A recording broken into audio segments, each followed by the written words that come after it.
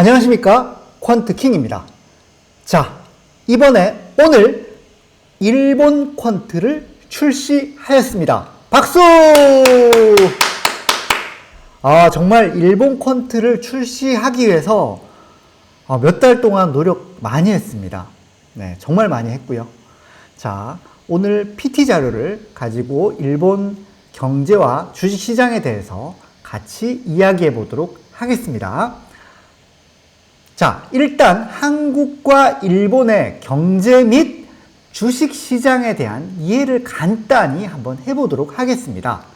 한국과 일본의 차이인데요. 자, 보시는 자료를 보겠습니다. 한국, 일본, 그리고 그만큼의 갭입니다.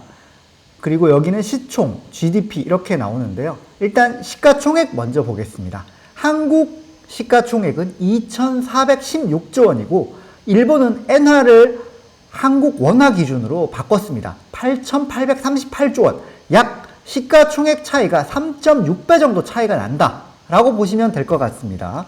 그러면 GDP 같은 경우에는 한국이 2,236조 원, 일본이 5,490조 원 정도로 약 2.4배 정도 차이가 납니다.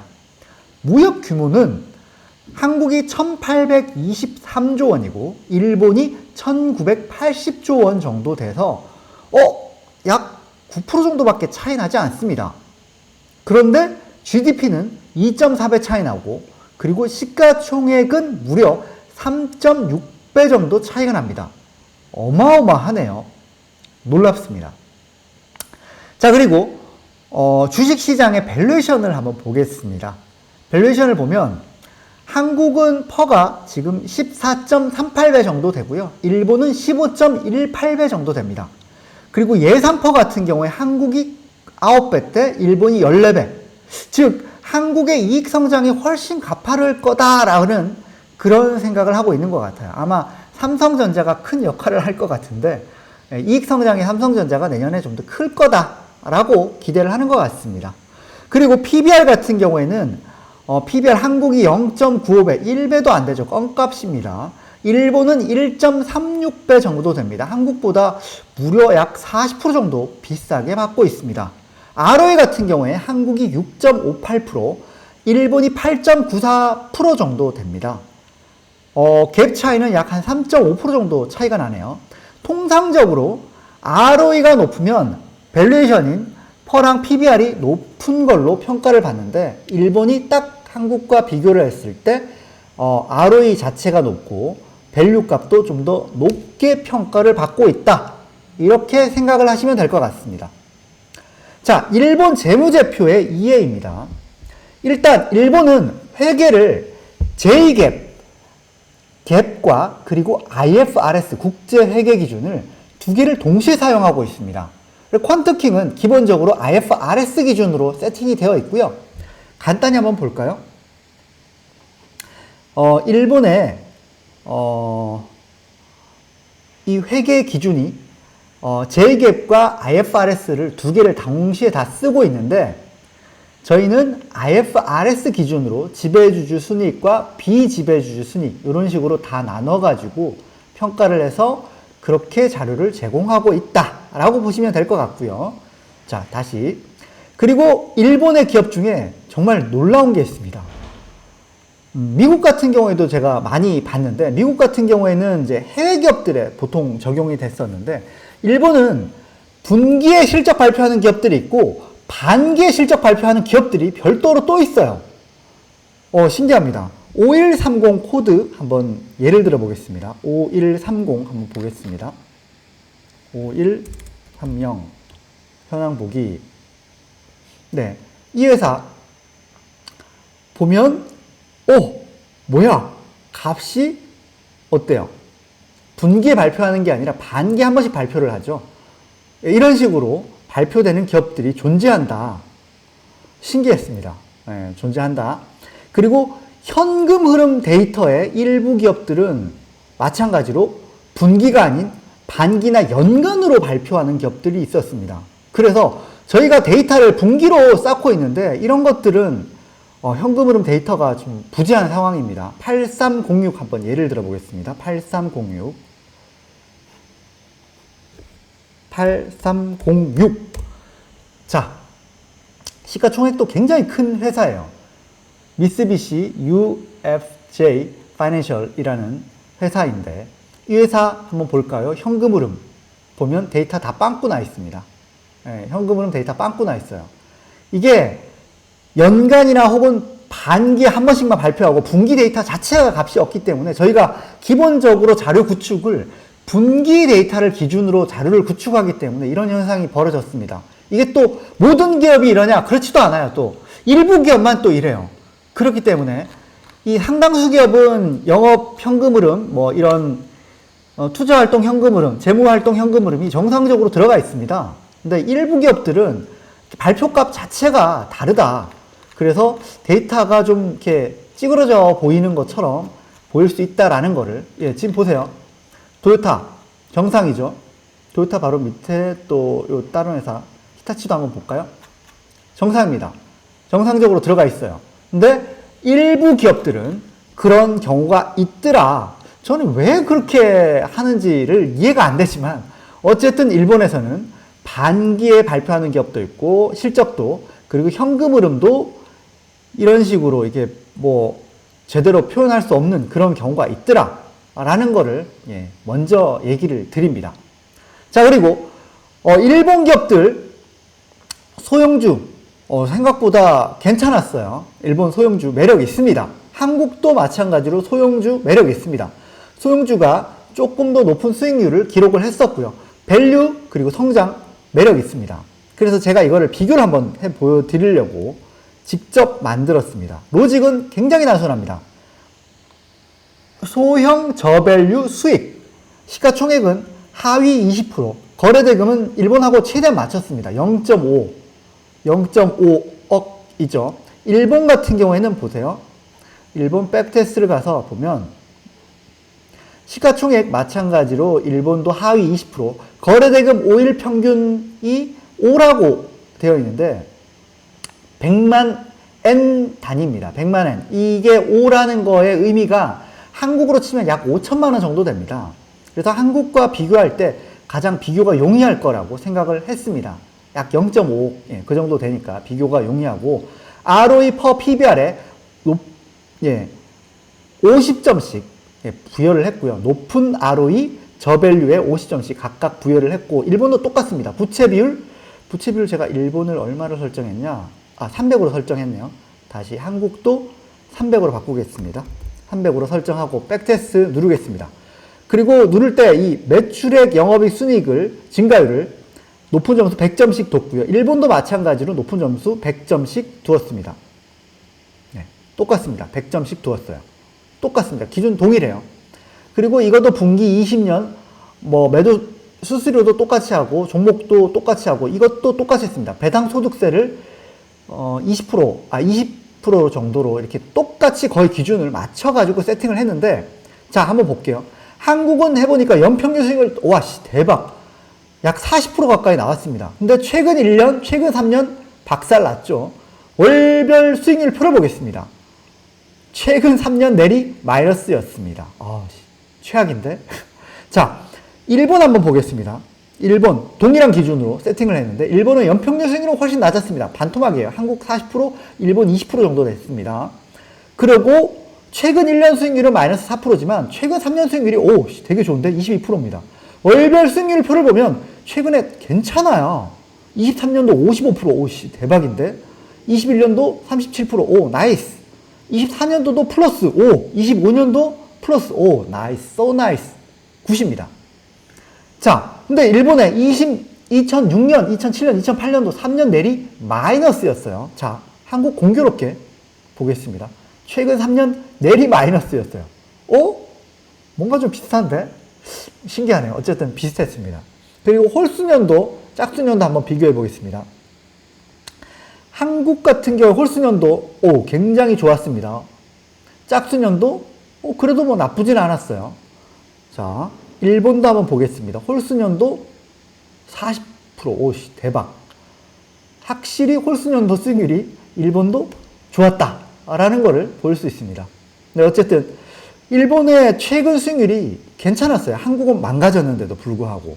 그래서 그게 조금 더 좀 특이한 부분이었고, 같이 이렇게 비교를 해보는 아이디어 굉장히 좋았습니다. 어쨌든 일본이 소형주가 아까 제가 좀 좋았다라고 했죠. 아까 19% 났는데 이거를 소형주 안 하고 시총 필터 자체를 없애고 한번 보겠습니다. 없애고 한 것도 결과를 한번 보면 굉장히 재밌을 것 같아요. 한국도 한번 없애고 한번 볼게요. 없애고 보니까 뭐 별반 시장이랑 별 차이 없습니다.